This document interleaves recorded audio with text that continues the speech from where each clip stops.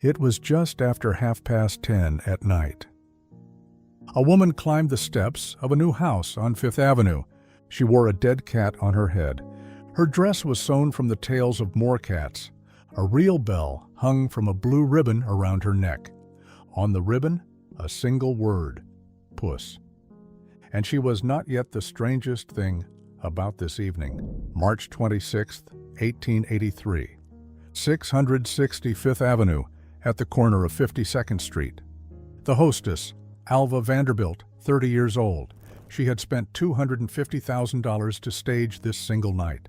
Today, that would be roughly $8 million for one party, and the money was not the point. The point was what Alva was buying with it. The Vanderbilts were rich, very rich.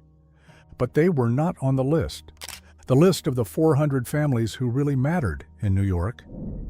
The list was kept by another woman, Caroline Schermerhorn Astor. Mrs. Astor came from one of the oldest Dutch settler families in the city. The rule of her world was simple. At least 3 generations in New York, Dutch or English ancestors. Money so old that no one asked anymore where it came from. The Vanderbilts met none of these conditions. The architect was Richard Morris Hunt, trained in Paris. He had built Alva a French chateau in the middle of Manhattan, pale stone facade, turrets, copper roof. Inside, 60 rooms, a private elevator, marble in 4 colors. The house was finished in February 1883. 6 weeks later came the ball. The house alone was already a statement. The ball was meant to make it impossible to ignore. Then Alva made her move.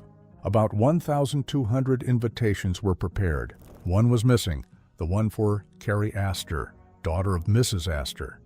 Carrie was 20. She had been rehearsing a quadrille with her friends for weeks. Her friends received their invitations. Carrie did not. Alva's official reason was perfect. Mrs. Astor had never left her calling card at the Vanderbilt house. Officially then, there was no relationship.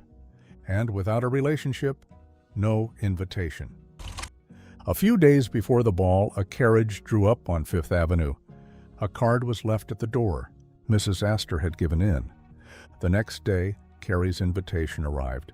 There was no letter recording it, no contract, just paper that changed hands. But with it, Alva had won. Before the first light in the house was lit. On the evening of March 26th, onlookers began gathering at 8 p.m. 3 hours before the first guests arrived. They wanted to see who would step out in which costume. The police set up barricades.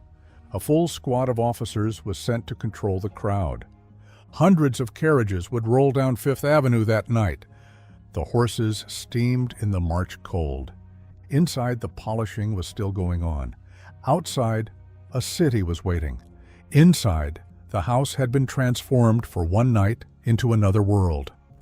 On the 3rd floor was a private gymnasium, 15 meters long, 10 meters wide. A private gym in the middle of a city palace.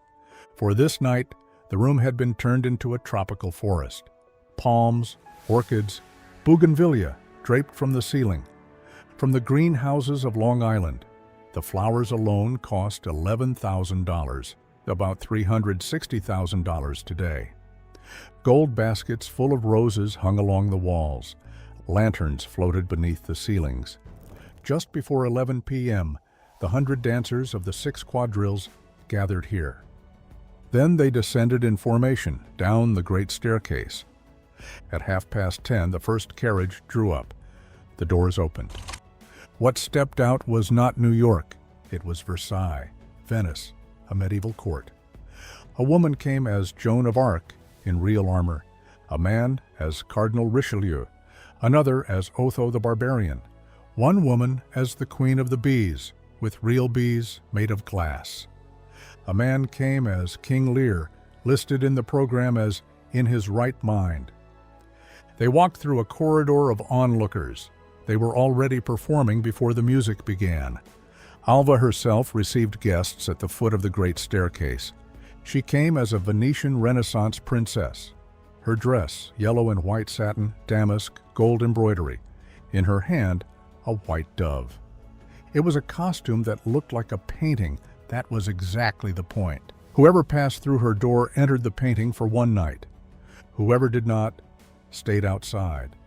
And the list of those left outside was shorter that night than ever before.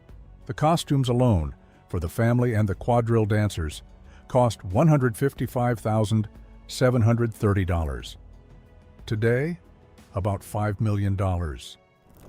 More than Alva's husband spent on champagne, catering, and music combined. More, several times over, than the annual salary of the U.S. president. Edith Fish came as the Duchess of Burgundy. Real sapphires, rubies, and emeralds were sewn into her bodice, insured for one single night. Another woman, Kate Fearing-Strong, wore the dead cats. No one quite knew anymore whether she loved cats or hated them. The sensation of the evening was worn by Alice Claypool Vanderbilt, the hostess's sister-in-law. She came as Electric Light. The dress was from the House of Worth in Paris. Gold satin with glass pearls, embroidered lightning bolts, a silver star on her forehead. In her hand, a real torch that actually burned. Hidden in the fabric, batteries. Edison's first power station had been running since September 1882, 7 months. Almost no household in New York had electric light yet. A Vanderbilt wore it as a dress. 6 quadrilles had been rehearsed for weeks. The Hobby Horse Quadrille. Dancers wore life-sized horses of papier-mâché around their hips. The Mother Goose Quadrille. Fairy tale figures in pastel. The Star Quadrille. Young women in white with electric diamond stars in their hair. The Dresden China Quadrille. All in white, powdered like porcelain figurines with 2 crossed swords on the chest. The Opera Bouffe Quadrille. The Go As You Please Quadrille. Who danced with whom was no accident. Whoever stood in the front row was named in the papers the next morning.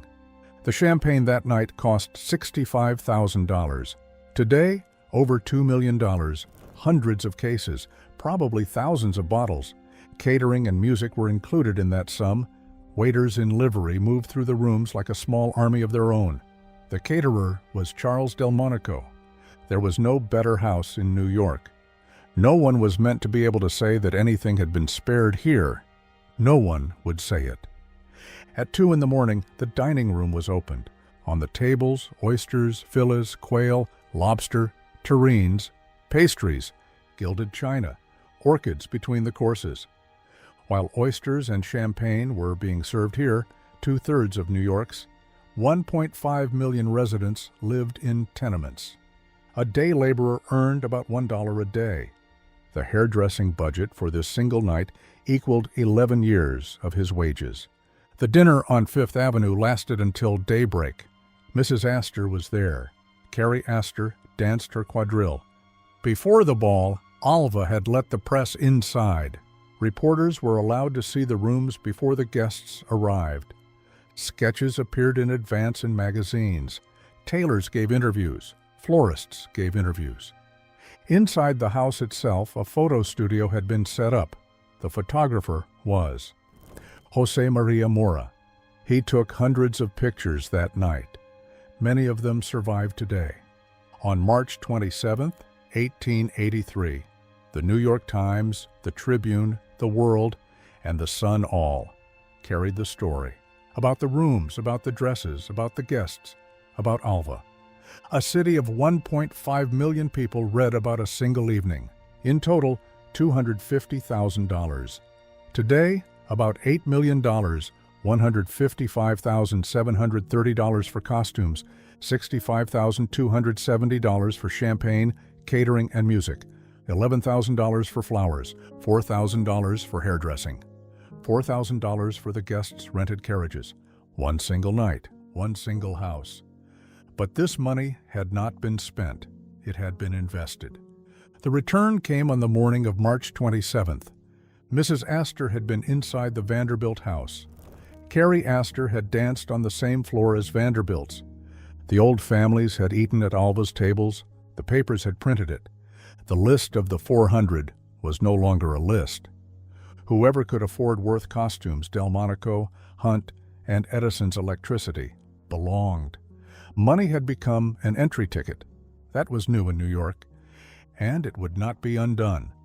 In the morning, the last carriages rolled away. On Fifth Avenue, deliverymen, housemaids, newspaper boys, and the first. Workers were left behind. Inside, tulle fabrics were taken down, orchids cleared away, batteries pulled from Alice's dress. The house stood until 1927. Then it was torn down. Today, a skyscraper stands at that address. The dead cats are gone. The sapphires are gone. But something stayed. In New York, money could now buy what only generations of ancestors had bought before. The ball was over. The order was not.